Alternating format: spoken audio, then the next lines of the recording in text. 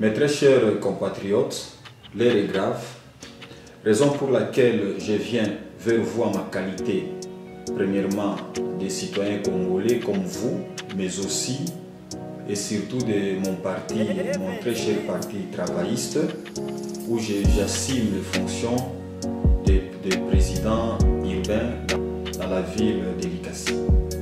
Moi, Maître Costa Mutanda, je m'adresse encore une fois de plus, particulièrement à la population de Likasi et aussi à la population de notre province de Haut-Katanga et surtout à toute la République démocratique du Congo. Vous le savez sans nul doute que notre pays est victime d'une agression nous imposée par nos voisins les Rwandais avec ses supplétifs les M23, l'AFC, qui en passant nous demandons, nous implorons de cesser de créer des paniques jour et nuit au sein de notre population.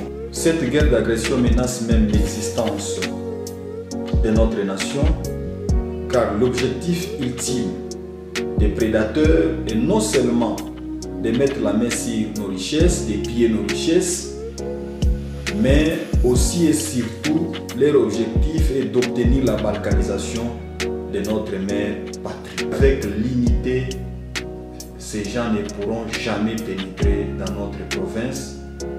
Et avec l'unité de tout Congolais et de toutes les Congolaises, ces gens vont se fatiguer avec leurs aventures et ils vont regagner justement leur pays d'où ils sont venus. Ces pays nous légués dans son intégrité par nos aïeux, se doit d'être protégé par nous. Nous qui sommes ses fils et filles, contre toutes sortes de menaces d'où qu'elles viennent. Étant donné que nos aïeux se sont livrés corps et âme, jusqu'au sacrifice suprême, ici nous citons Lumumba, et autres personnalités qui se sont livrées, Mosé Kabila, pour ne citer que cela. Ce n'est pas notre génération qui pourra accepter que notre pays soit balkanisé, moins encore que nos richesses soient emportées, encore que nous soyons humiliés devant la face du monde.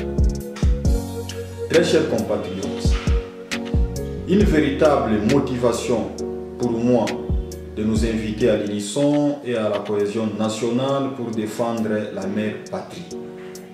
Et ici en passant, nous appelons toute la jeunesse à être éveillée, mais aussi nous appelons les forces de la République démocratique du Congo, ici nous citons nos vaillants militaires, de ne pas se fatiguer, de ne pas céder aux paniques, car nous comptons beaucoup plus sur notre armée, mais aussi sur notre police, qui ont la vocation de sécuriser la population et leurs biens, surtout pendant ces moments d'atrocité.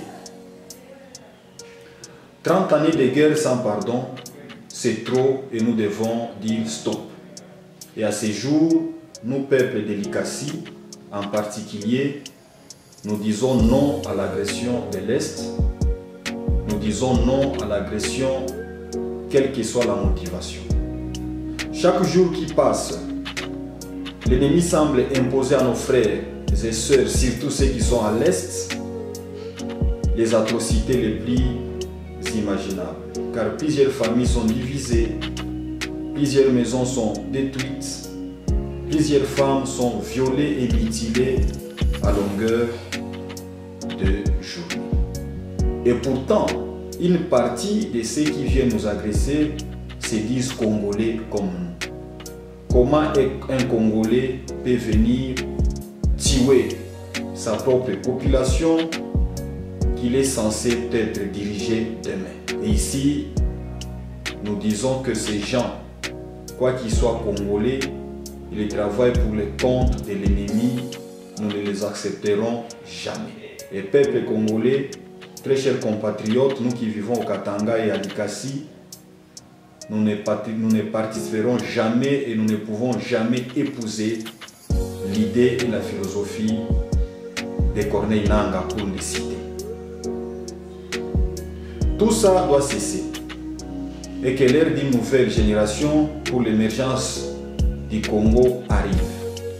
Sous le leadership de tous ceux qui aiment la paix dans la République, et ici je cite le président du parti travailliste Bikari Mabuluki, qui jour et nuit milite pour qu'il y ait une paix dans notre République, avec à ses côtés la détermination du président de la République qui a été élu démocratiquement, à qui nous rendons hommage et nous promettons notre soutien total. Et ici, nous appelons également les forces, comme l'avions dit, de la République démocratique du Congo, de pouvoir valablement défendre notre nation. Unis, nous sommes forts et divisés, nous sommes faibles. Mobilisons-nous, très chers compatriotes, pour bouter l'ennemi hors d'état de nuire, car la paix dépasse toutes choses.